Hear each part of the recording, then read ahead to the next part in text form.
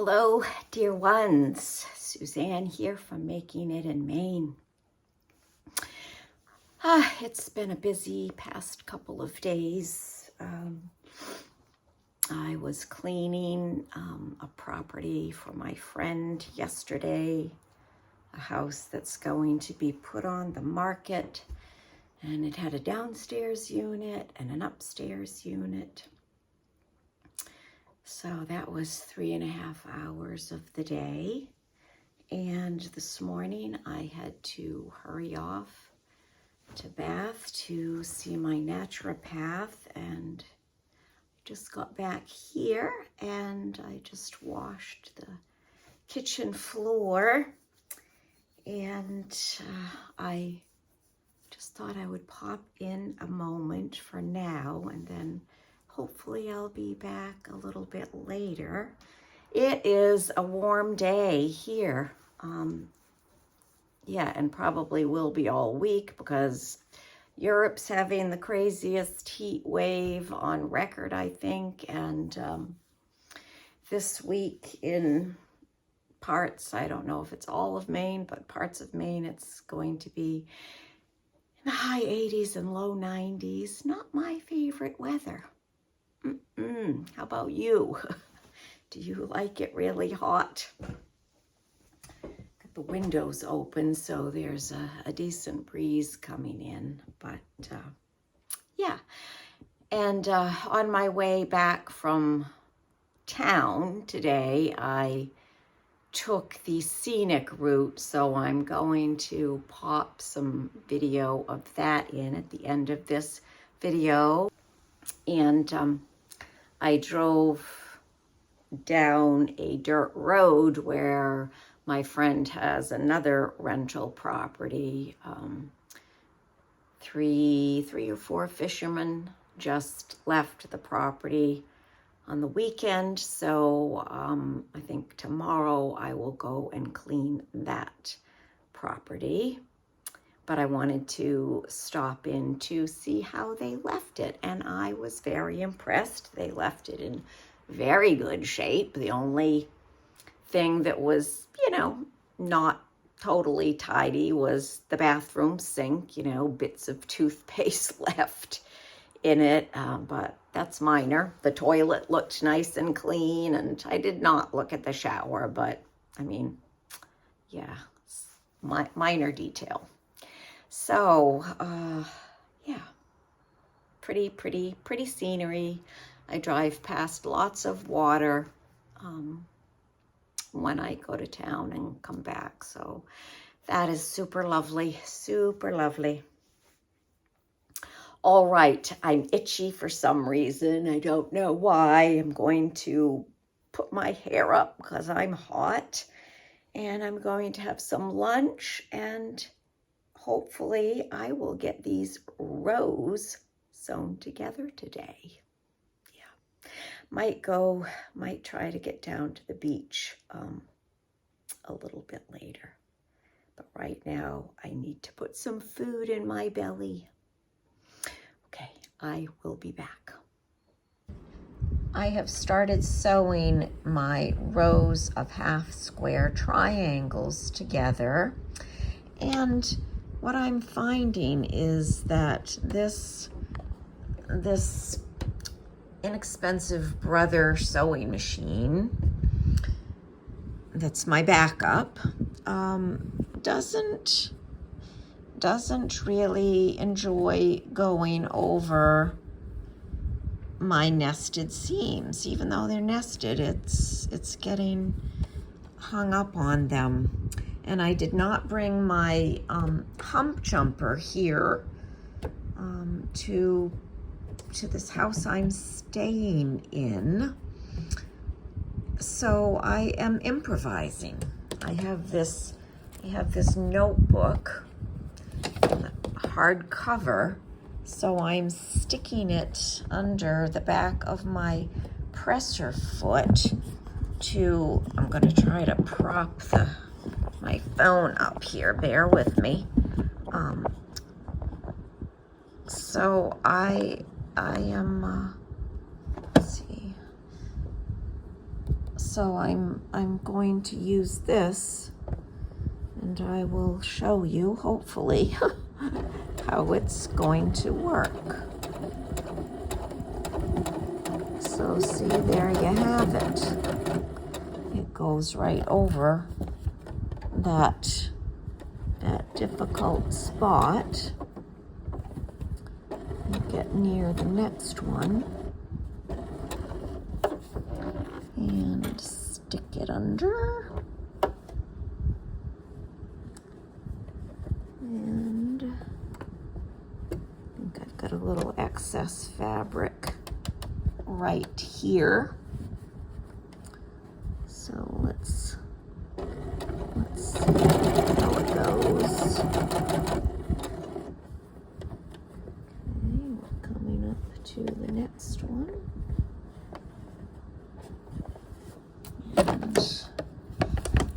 And let me replace. So I basically put it right up against the back of my needle. I probably should have gone closer to, so I've got to readjust.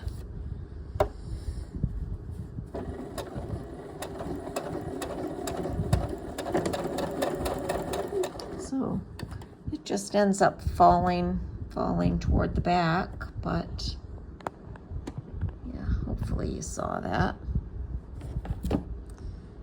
Hopefully you saw my improvisational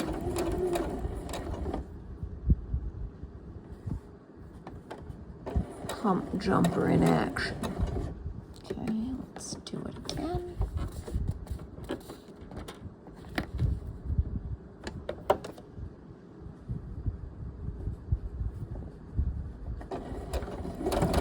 A little more time consuming. Oh, that scared me. A little more time consuming than using my hump jumper, I think, but gotta make do with what we have, the resources available to us. Uh-oh. See there, I was getting hung up because I didn't have my hump jumper in the right spot.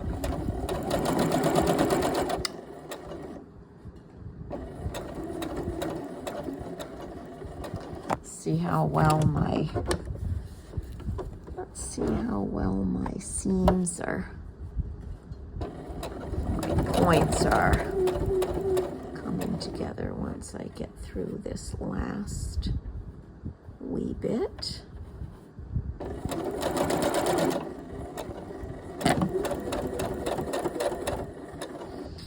All right, where's my little thread bunny?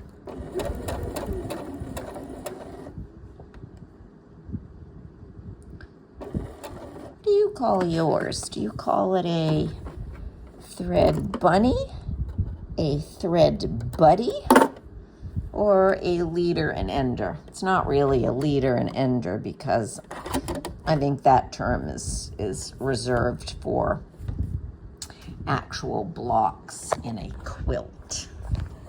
So I'm not using my tripod at the moment. I'm just using my handheld. So let's see how we did. Ooh, pretty good. Not completely perfect. I mean, that one's not completely perfect, but don't let the perfect be the enemy of the good. Just sew and enjoy and be happy. All right, I will continue. After using this little notepad cover as my improvisational hump jumper, I kept thinking, what else could I use? Because this was a little not so convenient. So this is what I came up with. I thought, well, let me fold a large, this has been cut down a bit, but let me use a large index card, fold it several times, and use that as my hump jumper. And there is some painter's tape here. So here's what my new hump jumper looks like. My new improvisational hump jumper. So let me show you that in action.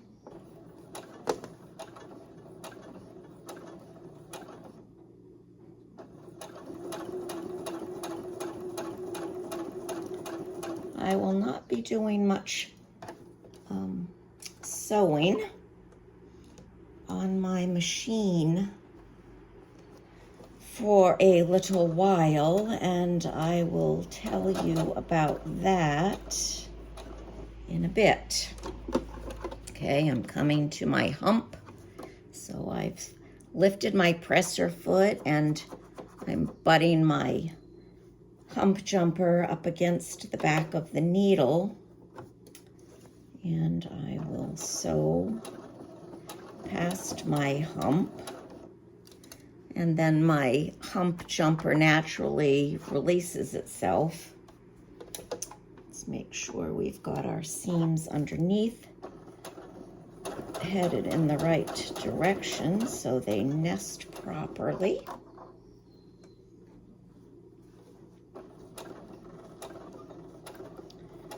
And time for the hump jumper again.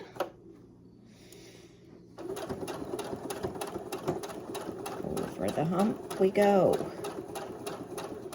Could probably come up with a song about that, couldn't we? Let me check underneath. Yep. So I'm also using my hump jumper to smooth the seam so it's going away from me. These top seams are coming toward me, so as the fabric moves along, it pushes the seam underneath toward me also. So this helps me move it back where it's supposed to be.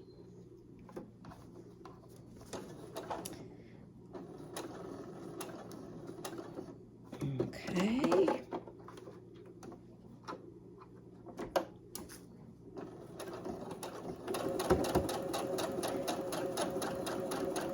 So you get the gist. I will continue down the row, and then I just have one more row to attach. Well, here is the top with the unfinished top, because I have all 160 half square triangles done, and here it is a little closer. And so next I have to cut the borders, and I'm just reading my pattern, and it says that the inner border is cut. I cut the strips at 1 inch to finish at 1/2 inch, and the outer border will finish at 3.5 inches. So I have the outer border fabric here.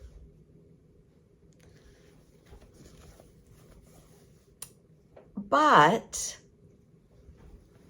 I don't even remember what the inner border fabric is, and I just spent a few minutes looking for it and did not find it. I'm going to have to go back and look at my own video to figure out what the inner border looks like and see if I can find it. I mean, I did just do a brief quick look for it, but oh, pardon me. Should come a little bit closer. Yes, I am elevating my right leg on ice. Yes. Previously, it was my left ankle that I was having an issue with. Not because I had a sprain or an accident. My naturopath thinks it's due to Lyme, due to Bartonella, co-infection of Lyme disease. But last night, here at my temporary spot near Popham, I was coming down the stairs. Pardon me, I did not turn the light on for the stairwell. I was just using my phone as a flashlight, and I didn't keep it on the stairs all the way to the bottom. And I missed the last step. And I fell on my left knee and somehow twisted my ankle and immediately felt pain shoot all the way up to my knee. I did an internet search and it says that is probably means that it's a high ankle sprain. Ooh la la. So I have been elevating and icing, putting arnica on it. Yeah, hadn't been drinking, hardly ever drink anyway, but I hadn't been drinking. It was just me being careless, not turning the light on. The stairs here are a bit steep, and there's actually some yellow tape on the edge of each stair tread. So it kind of makes me wonder if somebody else had a fall or some such thing here at some point. But anyway, super careless on my part. And yes, I'm hoping it's nothing serious. I'm hoping that rest and ice and elevation will take care of it. What are you gonna do? What are you gonna do? I don't even remember why I went upstairs, but I had all but 2 rows left to sew on. So I did that this morning, but I used my left foot for operating my foot pedal, and that didn't feel good. Now that I'm thinking about it, why didn't I just use my left foot? Anyway, it felt okay if I used more of my heel rather than my whole foot. Anyway, I got through the last 2 rows, but I don't think I'm going to do any more sewing for a bit on my machine.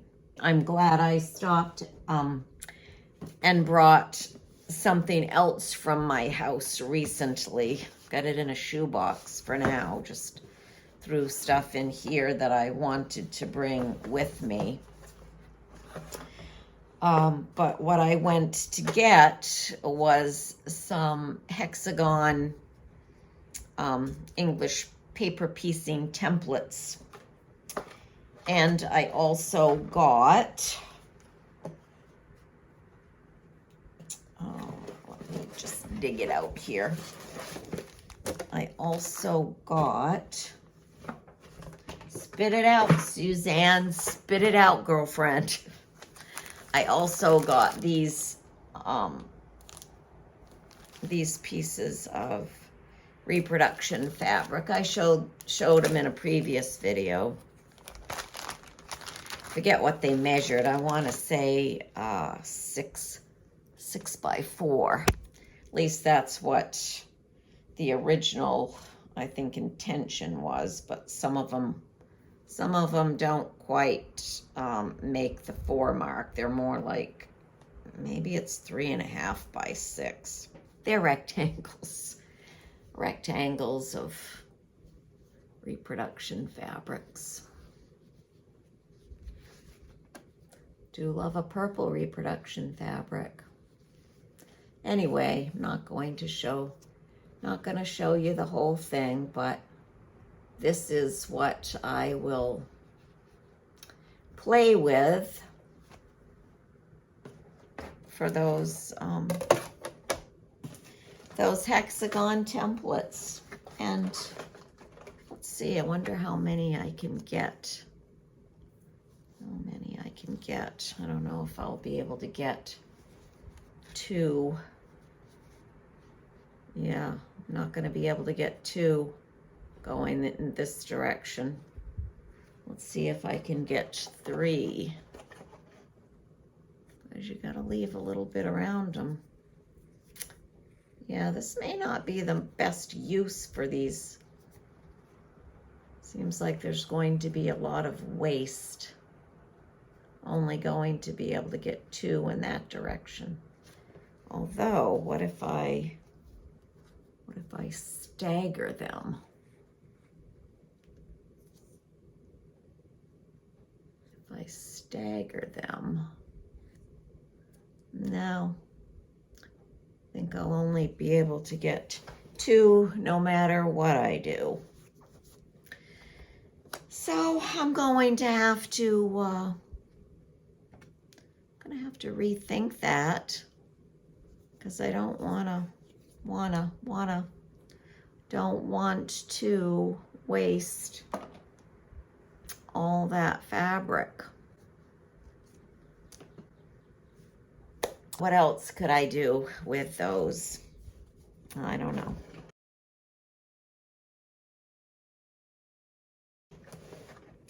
We shall see, said Big Max. I brought these 2.5-inch rulers from my house. I thought I only had one, but I ended up finding 2. So this is a Creative Grids, which is my favorite brand. I haven't tried Alex Anderson's rulers, but anyway, this is my favorite out of OmniGrid and Creative Grids. So this one does not have any of the non-slip backing like this one does. But because I have a bunch of OmniGrid rulers, or several I should say, I recently purchased these, and I did put them on one of my OmniGrid rulers, and it helped a lot. So I will, not that I need to use this one, but so I don't even know that I'll waste these on this when I have this. So I'm going to try again, because in a recent video I said that I found it hard to cut around such a small, because you're trying to hold it down and cut around it. I don't know. I'll try it again. I could get 2 of these out of each of these pieces of fabric. So I've got to decide how I want to use these pieces of reproduction fabric. I will have to figure that out. Any hooty doodly do. At the end of this video, I shall put in some more scenes from my surroundings. I had a friend here for 3 nights, and I can't remember if we went down to the beach more than once or not, but we did have a nice long walk on the beach one day, so I'll put some scenes from that. Oh, we saw tons of jellyfish that day. Not the giant lion's mane jellyfish, but just small ones. Lots of dead ones on the beach. The clear, smaller ones. Tons of those. So if you want to see dead jellyfish, why would you want to? I don't know. Maybe you're weird like me. I took several pictures of them. So if you want to see the jellyfish and some more scenery at the end of this video, you can stick around for that. Otherwise, you can move on. But dear ones, thank you for being here. If you are some of my regulars, I super appreciate you. And if you're new to my channel, I'm glad you stopped, and hope you visit me again. In the meantime, from my heart, dear ones, to yours, bye for now. I forgot to show you my Lady Liberty pin on my dress.